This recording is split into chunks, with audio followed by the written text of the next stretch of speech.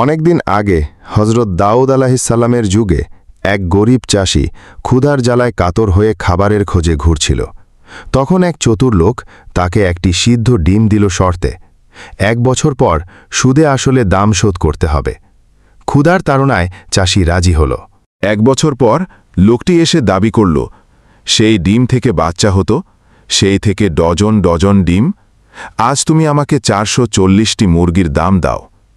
বেচারা গরিব চাষির কিছুই দেওয়ার ছিল না।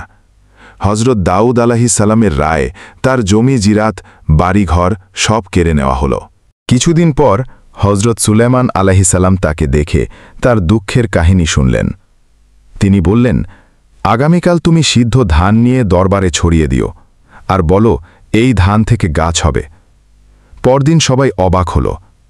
তখন হজরত সুলাইমান আলাহিসাল্লাম বললেন, যদি সিদ্ধ ধান থেকে গাছ জন্মাতে না পারে, তবে সিদ্ধ ডিম থেকেও বাচ্চা জন্মাতে পারে না।